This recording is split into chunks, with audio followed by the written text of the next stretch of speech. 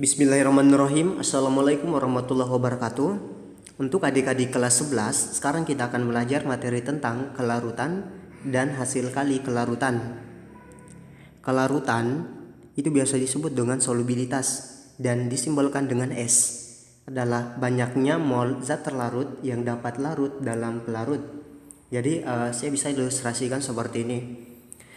Suatu larutan atau suatu zat itu bisa dikatakan larutan jika memiliki pelarut dan memiliki zat terlarut.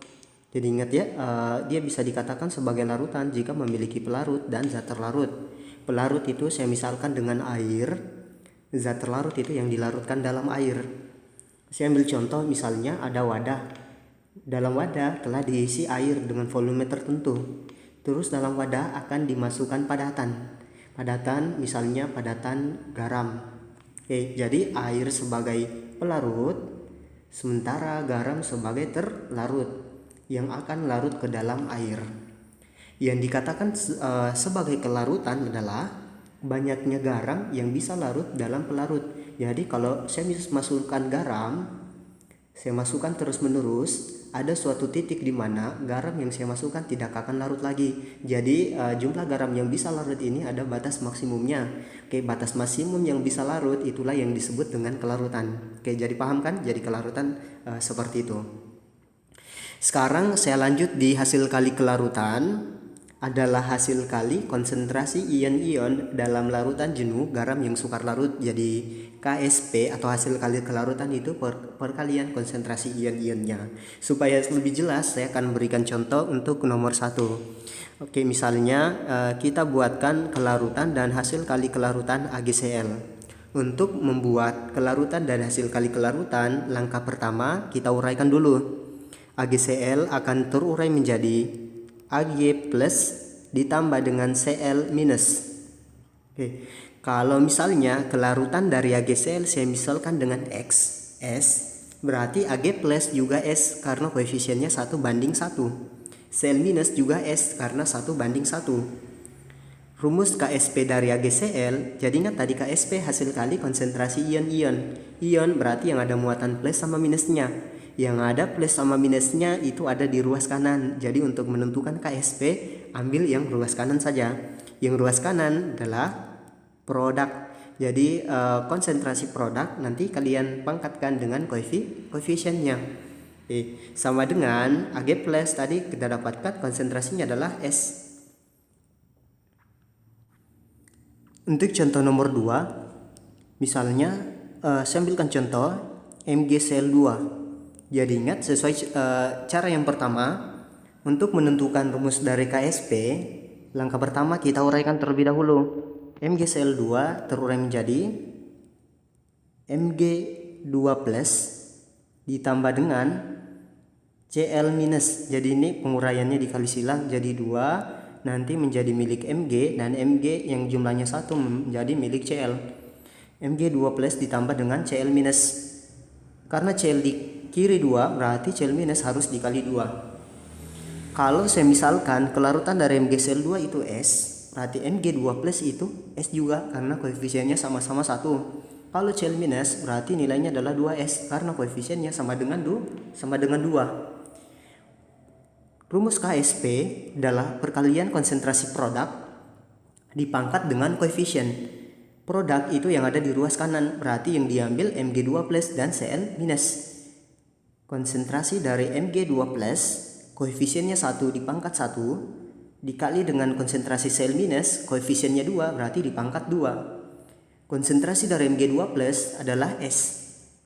Konsentrasi dari Cl minus adalah 2S, dan dipangkat dengan 2. Berarti S dikali dengan 2 pangkat 2, 4.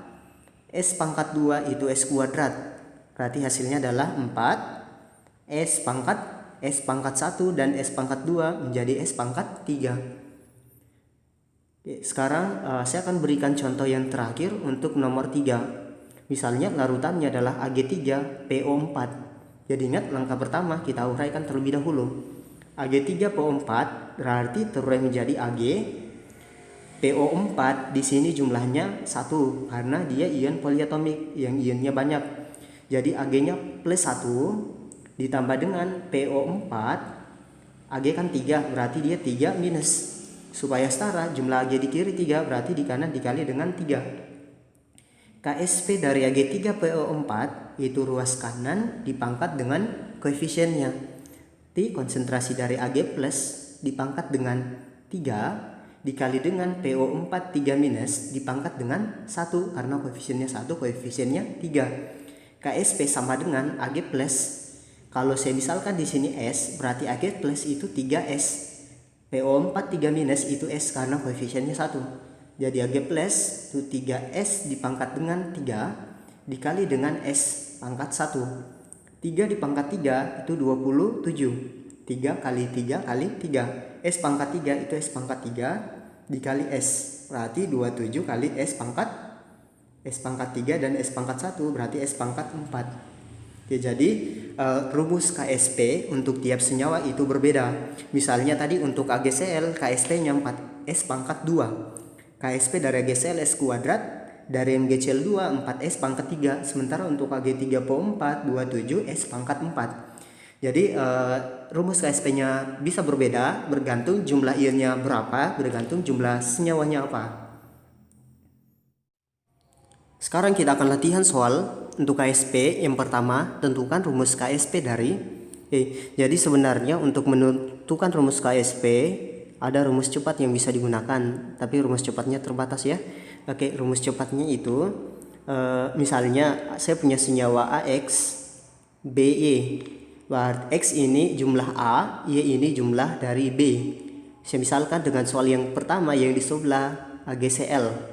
GCl berarti nilai X1, nilai Y1 karena Ag 1, Cl 1. Jadi rumus KSP-nya adalah X dipangkat dengan X dikali Y dipangkat dengan Y dikali S dipangkat dengan X ditambah dengan Y. Jadi Ag 1, Cl 1 berarti X1, Y1 berarti 1 dipangkat 1 dikali 1 dipangkat 1 dikali S dipangkat 1 ditambah 1. 1 pangkat 1 1, 1 pangkat 1 1 berarti S pangkat 1 tambah 1 itu S pangkat 2. Jadi KSP AgCl boleh adik-adik uraikan dulu terlebih dahulu, bisa gunakan rumus cepat yang ini. KSP sama dengan X pangkat Y, X pangkat X kali Y pangkat Y kali S pangkat X tambah Y. Oke, saya misalkan untuk yang nomor pertama. Oke, jadi kita jawab mulai dari nomor 1. A untuk larutan AgBr. Kalau saya uraikan dulu berarti menjadi Ag plus ditambah dengan Br minus. Jadi kalau di sini S, Ag plus kan koefisiennya 1 jadi S juga. Br minus koefisiennya 1 jadi S juga. Jadi KSP itu perkalian konsentrasi produk dipangkat dengan koefisiennya. Produknya adalah Ag plus dan Br minus. Berarti Ag plus dikali dengan Br minus masing-masing dipangkat dengan 1 karena koefisiennya 1 dan 1. Ag plus itu nilainya S, Br minus juga nilainya S, jadi KSP nya adalah S kuadrat. Saya bandingkan dengan menggunakan rumus cepatnya, yaitu KSP sama dengan Ag kan 1 jadi X sama dengan 1, Br kan 1 berarti Y sama dengan 1. Berarti 1 pangkat 1 kali 1 pangkat 1 kali S pangkat 1 tambah 1. S pangkat 2, jadi nilainya pasti sama. Untuk yang nomor 2, yang nomor B, untuk Zn OH2 kali, kan turun menjadi Zn dikali silang 2 plus ditambah dengan OH minus, jadi ini dikali 2. Kalau ini S berarti yang ini juga S, yang ini 2S.